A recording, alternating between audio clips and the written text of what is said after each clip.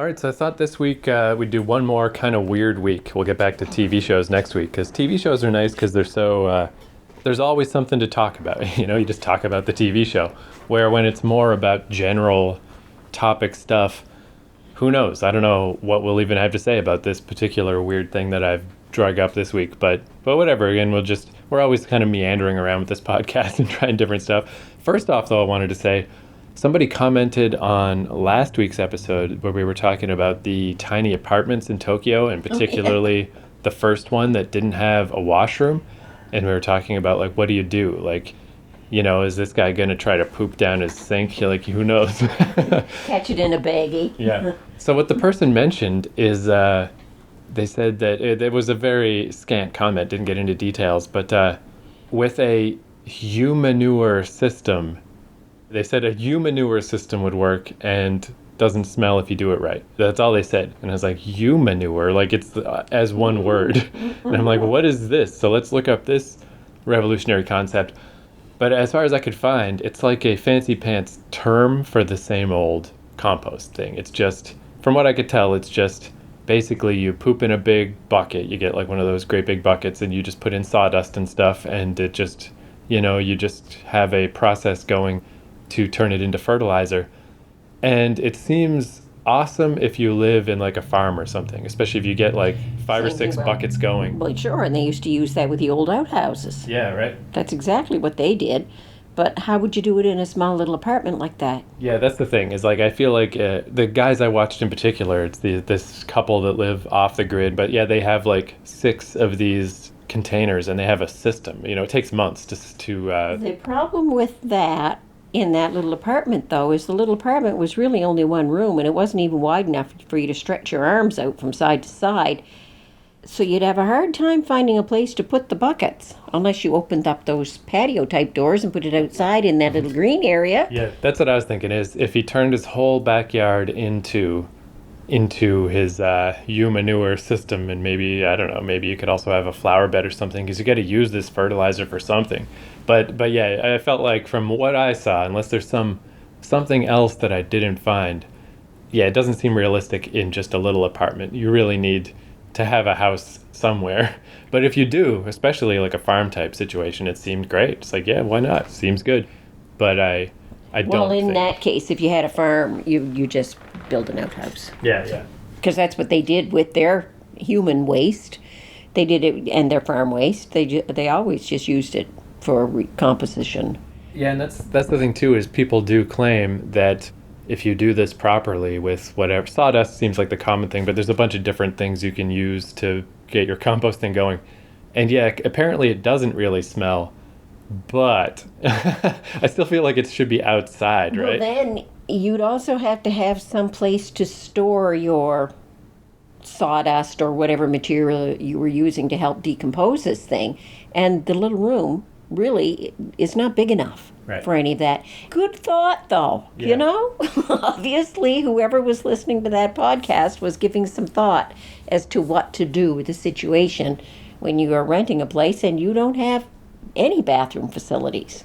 So anyway, along those lines, the idea I had for this week is it was something I mentioned last week, and then I forgot when we were just watching random clips and stuff. I was going to show you this thing, and I forgot. But then I realized it's probably enough. I certainly think it's interesting enough, but I don't know how much there is to say about this. It's just an interesting thing. So I thought, let's try this out this week. So we were looking at tiny, weird apartments in Tokyo that were really cheap, but it was kind of like a goof. It's like, you're just such a cheapskate that you're willing to take these weird apartments, but it wasn't necessary by any means. It was obvious that if you did a little more hustling and looked a little harder, you didn't actually need to stay in these places. So that made me think of when it's not optional, when you don't have any choice but to live in these little tiny places. And the thing it made me think of specifically is the Kowloon walled city that used to be in Hong Kong. And there's not like a definitive documentary about this. There really should be, because it's fucking fascinating. So I found a bunch of different weird little things that are of various levels of use. So I thought, first off, while I'm just blabbing about it, let me just put on some footage of it, because this is like a documentary that came out in 1980 but there's almost no information in this. There's very little voiceover. It's mainly just to see what it looked like. So why don't I just play that in the background while I'm talking, because footage of this place is actually pretty rare because it got destroyed in the early 90s. So there wasn't access to cameras and stuff like there are now. So I'll just play this in the background while I tell you the story of the Kowloon walled city. So generally what happened here is, there was that whole deal with Hong Kong, big war back in the day. The British beat the shit out of the Chinese and took Hong Kong basically for 100 years. I don't know why they made that weird deal, but it's like, we get to have it for 100 years. And then 100 years is not as long as you expect because it, went back to China a little while ago. But in that 100-year period where Hong Kong was owned by the British, it was a lot smaller and it kept expanding and expanding. But there was this area in Hong Kong, this Kowloon area, that was a military outpost that 2,000 people lived inside. And every time the British tried to expand into that part of Hong Kong, these 2,000 people would fight back. And it was just never worth it to the British to really put their all into getting rid of these people. So they basically made an agreement. They're like, all right, look, we have Hong Kong for the next 100 years. But if you really want the Kowloon little fucking military outpost that badly, fine, you can have it. That'll stay part of China, and Hong Kong will be under British rule. And then Hong Kong just grew around it. So there's this little place that's about the size of 4 soccer fields that was right in the middle of Hong Kong and was still under Chinese law. So it ended up being this weird thing where if you were some weird refugee or you were escaping from mainland China and you came over to Hong Kong but you had nowhere to go, or just whatever various weird reasons you might be an indigent person, you would go to the walled city. And it went from 2,000 people to 18,000 people to, by the end, like this is decades and decades, 33,000 people lived in this place. But the walls couldn't expand. The border was what it was. So they just kept building up. And they built up 14 stories, and the only reason they stopped is because they were reaching the flight path of airplanes. If they went any higher, airplanes would bash into this place. So it was completely unplanned. There was no law because it was technically under Chinese law, but China couldn't get there to administrate anything because it was right in the middle of the British stuff. So 33,000 people lived in this little area. And this is it. This is what you're looking at. And it was just like, unless you were at the top, you didn't even see the sun. Like it was just layer after layer after layer of these weird little places. And the population density, like compared to, say, Manhattan. So I was a famous New York hater. I did not like living there. And I didn't understand what people thought was so great about Manhattan, because it's only so dense because it's an island, right? Like there's nowhere else you can go, so they just keep piling shit into it. And if you're into that, you're into that, but I thought it was miserable. But the population density of Manhattan is like, I don't know, 33,000 people per square kilometer, something like that. In Kowloon Walled City, if you go by the same metrics, it would be 1.2 million people in that same amount of space. It was the densest place on Earth. There's never been a place ever where this many people lived in such a small area. And yeah, so it just kept building up until the late 80s when basically they were preparing to give Hong Kong back to China. And they just didn't know what to do with this place. So basically China basically said, we don't care anymore. You do whatever you want. So the British finally got everybody to leave and knocked the place down in the early 90s. But this is footage from the 80s. And it wasn't on the grid because it wasn't connected to the British part of Hong Kong. So they stole energy from Hong Kong proper. There was like one water pump in the whole place that everybody went to get water. And you just lived there. There's all these little businesses. Apparently there was a ton of unlicensed dentists, because if you couldn't, for whatever reason, jump through the hoops to have a proper practice in Hong Kong because you didn't have the British citizen stuff, or you just ran away from your old life for whatever reason, tons of dentists in the walled city. And obviously drugs, tons of opium production, tons of creepy shit going on in there, prostitution and stuff.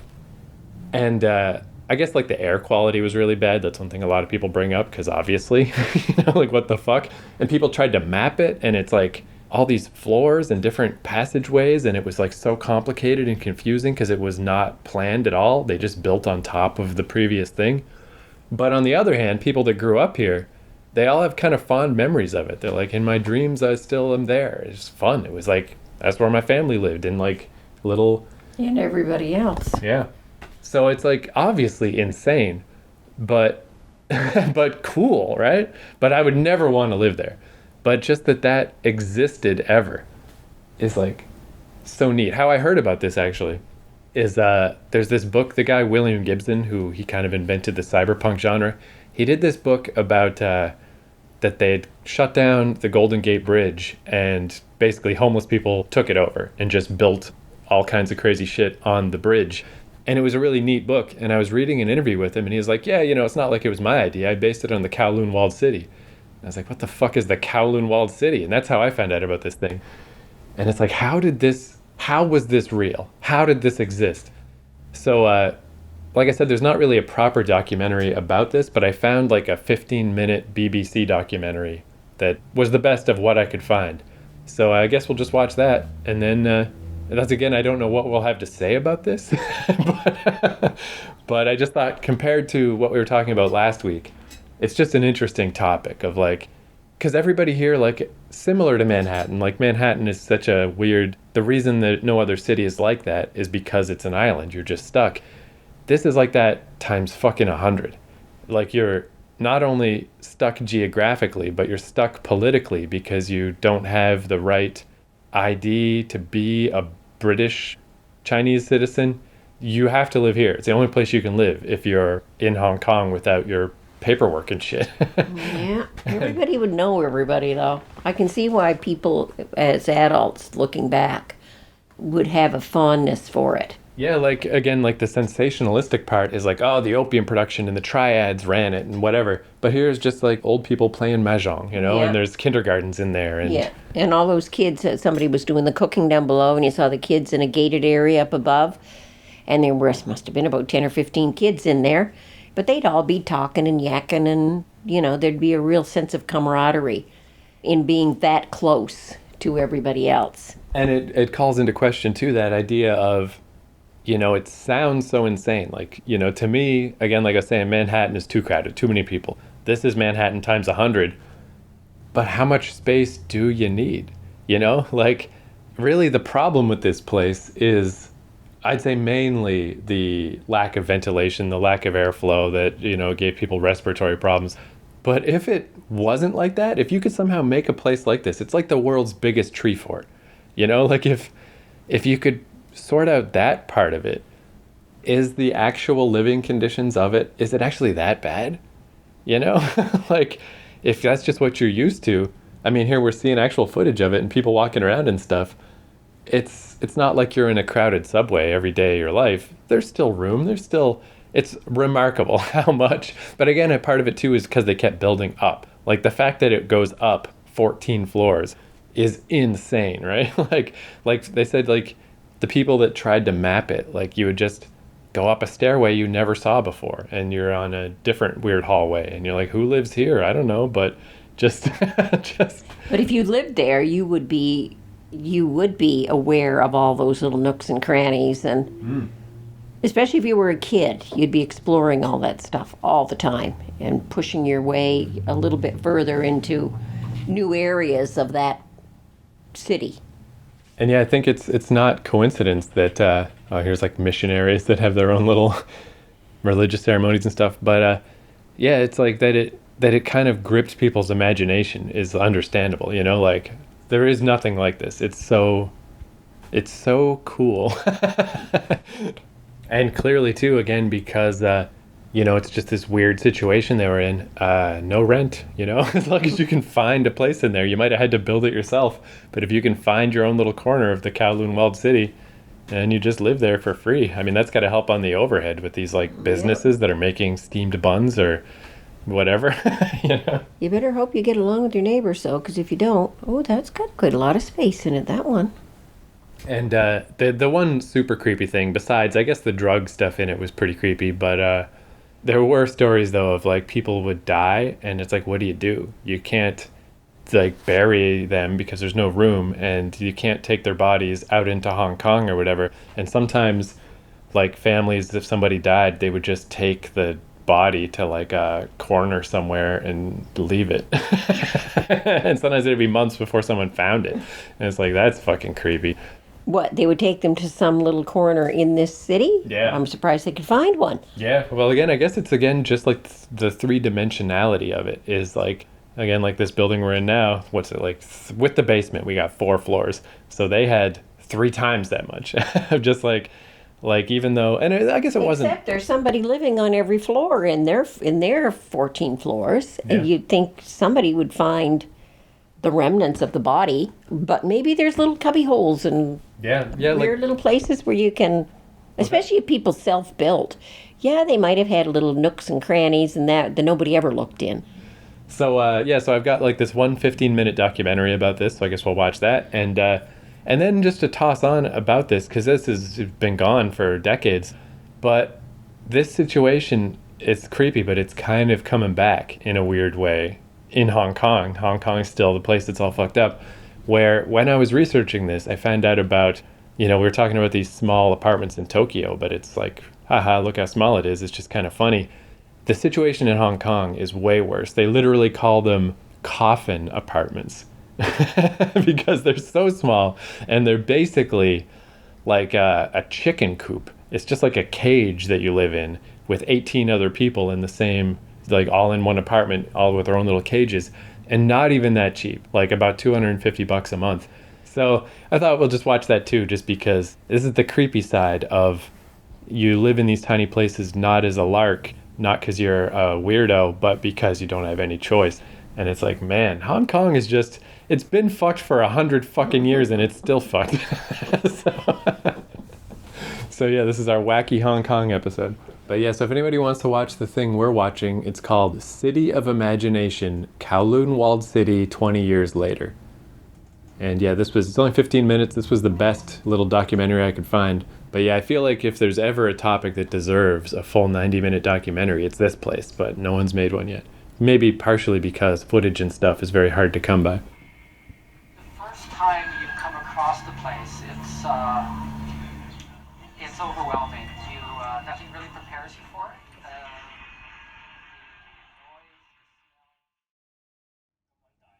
Why don't they ever mention the housing problem in the democracy protests?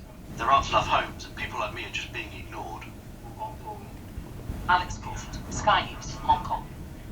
Yes, I think I forgot to mention the second thing we watched is just called Hong Kong's Residents Living in Coffin Homes. So, As I was watching that, I was wondering, is this what happened to the people who lived in the walled city? I mean, I'm sure there's some kind of knock-on effect. I mean, it's been decades, since then. There's obviously who knows what happened in between, but I mean, I think there's probably... Well, it's only been, 1980, 30 years. Right. Yeah. And isn't it ironic that when you see, like you were just saying with these coffin apartments, first off, they're not that cheap. They're very much like the capsule hotels or the little capsule thing in the Russian airport or whatever, except it's just a crappy little, area that you live in. But I watched other stuff about those, and yeah, it's about $250 a month. So still not that great a deal. At least the capsule things in the Russian airport, you're only there for overnight, and you get a TV, you get Wi-Fi, you get all kinds of stuff in your little thing. They don't look like they have anything. And isn't it like ironic, I guess, about these little capsule apartments that are now happening in Hong Kong? I mean, I think there's a certain amount of rose-colored nostalgia when people report about the walled city, but the walled city seemed better. If I had to pick, I'd rather live in the walled city than just these creepy little... And in the walled city, yes, your own little unit, and you didn't have a little unit, actually. You shared space with other people. Like they said there was one unit there that 4 families shared the unit. Well, that would mean that you would have some open space. They had a nice dining area there that obviously a whole lot of people shared it. But you would have camaraderie with your other 4 families or your other 3 families. And here, you're very isolated. You're in your little box. Yeah, like when people talk about like, I have dreams about the old walled city or I kind of miss those days, no one's going to say that about their fucking coffin apartment in Hong Kong No. nowadays. No, you just enter into this long hallway and go into some little room at the end of the road, and here's this one little room. And arguably worse too, because like the walled city at its peak was 33,000 people. They said like 200,000 people are living in these little chicken coop, fucking weird, tiny little boxes in Hong Kong now. Like, yeah, it's like that problem certainly wasn't And solved. you're not just one, well, they showed the one family there. There was the husband, the wife, and the little baby, and they had lived there for 4 years. Now, the baby obviously is only about a year old. So mom and dad lived there in this one little, well, the mattress basically filled the room. So they basically lived on their mattress. Yeah. And then they had another little mouth to feed. Now there's three of them living on the little mattress. Like, Lord. Yeah, it really is creepy. It's like, yeah, the creepy other side of like how last week I felt like it was just kind of a fun topic of like, do you think you could do it? Like it's a weird little personal test to live in these weird crappy apartments. And then, yeah, to see the Chinese equivalent of like, you just don't have any choice. I saw another thing because that coffin apartment report we saw was about those protests in Hong Kong in the last 2-3 years, where the bigger problem now is they did a little similar report about a guy who he lived in one of those little things, like 18 people all in one little area, but he was on the mainland when Corona hit. He was back home visiting. So he had to try to get back into Hong Kong. And then how do you self-isolate when you live in a place like that? So the other 17 dudes that lived there were very upset that he was there because he had just been to the mainland and who knows or whatever. So he ended up getting put in like a government place where you could wait out your 2 weeks to make sure you didn't have COVID. And he said it was actually great. That place was way nicer than his apartment. But what I kept thinking the whole time is, yeah, like obviously, like with COVID combined with those living conditions is just fucked. There is no way to be not around people. It's impossible. But I was thinking, like, how bad was the mainland? How bad would it be to go work on the family farm and live out there? Why would you come back to Hong Kong just to live in that place and spend $250 a month to be able to? It's like, again, it's not $100 apartment. It's kind of a little expensive. I don't know. I thought the whole thing was really weird. Like, is Hong Kong that fucking great? I would be, I don't know, because if you're going to be destitute and poor anyway, I don't know. That's what I would do. I would just go work on the rice farm with the family and just live out in the... If they have a rice farm, I don't know, what was he doing on the mainland? Did they have a farm that he was working on? Or what? He didn't get into the specifics, but I mean, if he went back to visit his family in the countryside, I mean, they're alive. They're doing something. You know, what could be worse? I guess is what I'm questioning. But as I started watching that, as I said to you, I started wondering, what did they do with all those people that had lived in the walled city? They obviously didn't pay any rent, those people. Yeah. They were squatters. They said that right from the beginning. So all of a sudden, they have been displaced, and they have been put somewhere so that buildings, the whole acre and a half, whatever, could be destroyed and a park created. So what happened to those people? Where did they go? And not only that, like beyond just having to deal with poor people, a lot of why they were there is because they didn't have proper paperwork or citizenship stuff, and they booted everybody out in the late 80s, and the city didn't revert to China till 1997.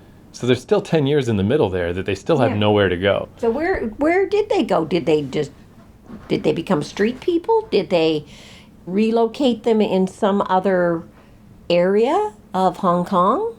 The British would have had to do that because they were the ones who were destroying the buildings. Yeah, like I think, there's no question that and now the current situation, they have to be connected. Is part of this destitution of these people who are living in these small little, well, they're like little crates.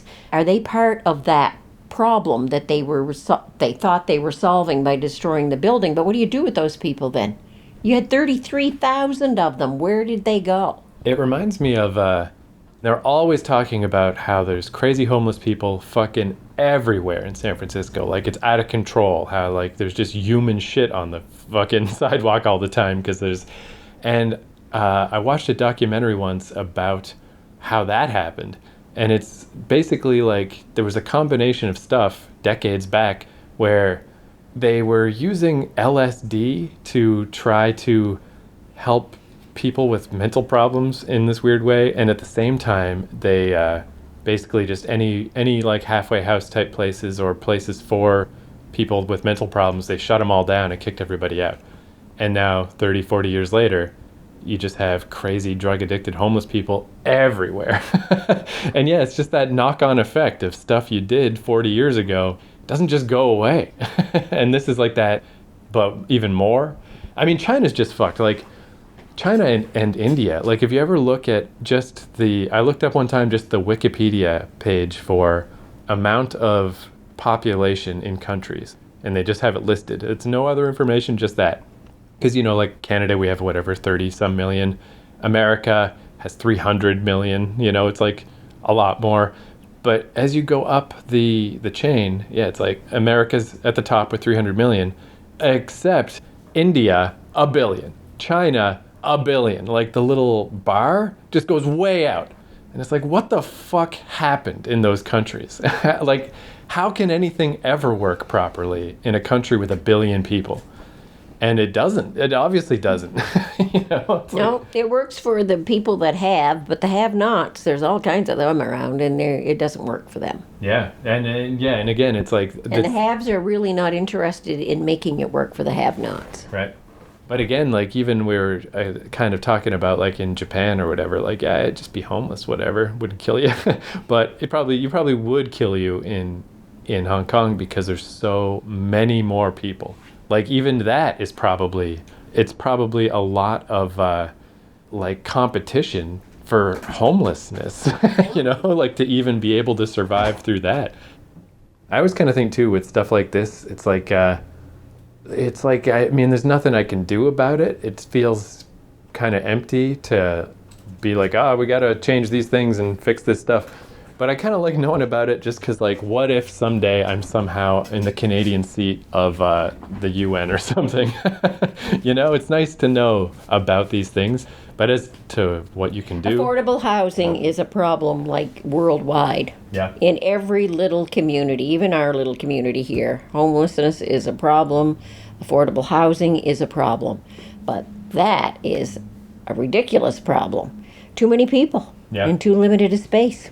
So anyway, yeah, I don't know how to wrap that one up. That's just, that's what's going on in Hong Kong. But yeah, I don't know. I mean, because again, I do find the walled city, maybe the reality wasn't so good, but the idea of it is very neat and very cool. But what it has wrought is not neat or cool at all. And it had, it obviously had problems. Like they say, there was the brothels and the dope and the opium dens and... but still... Dentists, just tons of dentists. Tons of dentists. But still, I'm sure there was a sense of ownership there because those people squatted there and built that over the years. Right. So they owned it. So even though it was overcrowded and it obviously had some issues that I wouldn't be particularly fond of, it would be their home. They created that. So there would be a feeling of ownership there. Whereas in those little apartments, there's no sense of ownership there. That's just paying a whole lot of money to some landlord who's created some little small place and can get the money for it. So he will. Interesting, too, with the walled city that, like, that's one of the other things that's interesting about it is that it's so rare to find examples of what happens when people are not governed, when it's just lawless. And it could have been worse, like there's no stories about like, this whole side of the walled city collapsed or anything. Like they obviously had carpenters that knew what they were doing that are like, okay, we're going to build on top of this, but we're going to make sure that we do it in a way that everything doesn't collapse on everyone. And like it worked. And they would have been, they were a community. That was the other thing that is lacking in those coffin places, those coffin apartments. They were a community that built the place. They ran businesses there. They did their cooking there. Somebody had a convenience store. There's probably more than one. But there was a convenience store, so everybody would go to the convenience store. They'd know the shopkeeper. They were within a very enclosed area. Obviously, the British weren't interested, or the outside Hong Kong people weren't interested in going into that place. They probably just saw it as a slovenly dump. But the people who lived there, that was home for them. They built it. They had that sense of community with each other. And they ran their businesses, so they didn't necessarily even go outside and bring in a whole lot of stuff. They may have brought in some stuff, but basically they were self-sufficient. And that's why it's kind of interesting to know, like, what happened to them after the decision was made to destroy that community. Where did they go? I wonder too, as far as like the communal aspect of it, like it seems on the surface dangerous or whatever, like, oh, that's the dangerous place, you don't go in there, oh my God, you're in trouble. But I remember like when I moved to New York, people would say, it's got that reputation of like, oh, you're going to get mugged in New York, big scary New York. But the only time you were ever in danger is, even in the middle of the night, is only if no one was around. As long as you were in Times Square or something and there's people everywhere, you're fine. No one's going to rob you when there's people around, And that's probably what the walled city was like. It's like, if you know everybody and there's always people around, you're not going to get mugged in the walled city, Good everybody. Point. Good point, right. People are going to look out for you. Right. If they see you being attacked and you're their neighbor or their friend or they're part of their community, yeah, they're going to come to your rescue. Like even in Bloodsport, they're like, all right, G.I. Joe, come on in and we'll show you the walled city and the creepy music. But there was a little kid running around, even in that footage, like, because there's kids all over the place. Oh, yeah, all kinds of kids. All kinds of kids were showing in that little documentary that you showed, because that was home for them. They would feel very comfortable in there. They probably knew every little nook and cranny in the whole damn place. And they probably knew about half of the 33,000 people. And that's why when you hear somebody says, well, when I think about it, I have dreams about it, and they're good dreams, because that's home. Man, that's like, again, we're just getting into all the weird political stuff. But I saw this one little mini documentary about a guy who he managed to escape from North Korea and get to South Korea. And you're like, all right, you did it. You got away from the horrors of North Korea, and now you're in the beautiful modern metropolis of South Korea.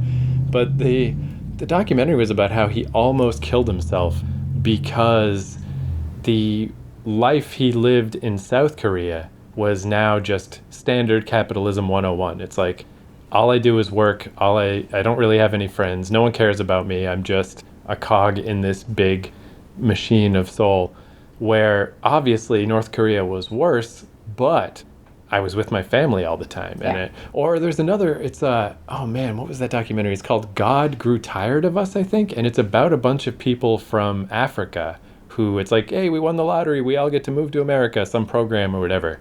And it was a similar thing. They were like, I hate America. Like, we don't have any friends anymore. Everyone is isolated. Everyone's individualistic. And back in Africa... And nobody cares. Yeah. Right. And or back in cares. Africa, we were poor, but we knew everybody. Yeah. And we knew who we could count on. And we knew there was that sense of belonging.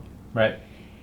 And that's why I'm saying I think I'm going to go look into what happened to those people. Yeah, to see if anybody... After they left. Because if they were all displaced and put all over the place, well, all that sense of belonging that they had, no matter how rough and dirty and, living rough and dirty and it being a tough way to live is not always so bad if you've got all those other things.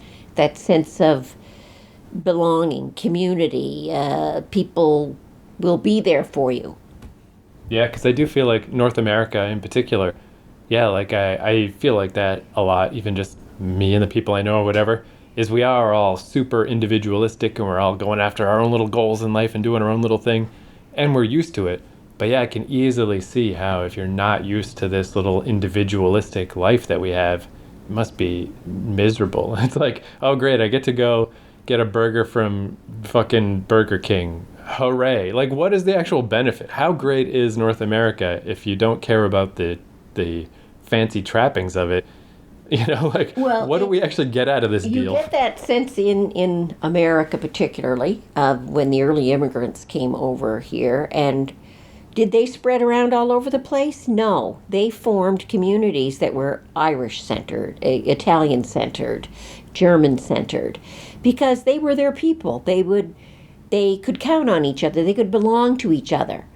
They could have just gone there anywhere in the United States. It was a great big place, but they didn't. They formed these little enclosed areas. And you see it in New York, and you see it in Boston. Area. You see it anywhere. The French Quarter, the Italian Quarter, the same thing. There's a community, a sense of community, of drawing together with people that you know who share the same culture. So I don't know. Living in the walled city, I get it. That maybe it wasn't the most clean place. It wasn't sanitized. It was overcrowded, no question about it. But I could see people having a real sense of camaraderie with their neighbors and their friends. And if you're born into it, that's what you know. Yeah. You wouldn't necessarily feel uncomfortable with that overcrowdedness because that's what you're born into. Yeah. So anyway, I'm glad, again, I was like, I don't know if there'll be much to say about that. Yeah, I'm glad we got a podcast out of it. But that just tied in so well to what we did last week that I was kind of glad because it just took me a few days, because even I cut it out of last week's episode, but I was just like, what was there? Wasn't there something else I was going to show you? And we couldn't remember what it was. And then days later, it came into my head, Kowloon Walled City. I was like, oh, that could be a podcast. That's the Kowloon Walled City. That shit's crazy. But yeah, I do think if they were to make a proper full-length documentary, maybe that would be the way to flesh it out. Is half of it could be about the city, and then the other half could be like what happened after. Would be a lot of research. Lord knows I will have no capacity to make this thing, but hopefully someone will someday.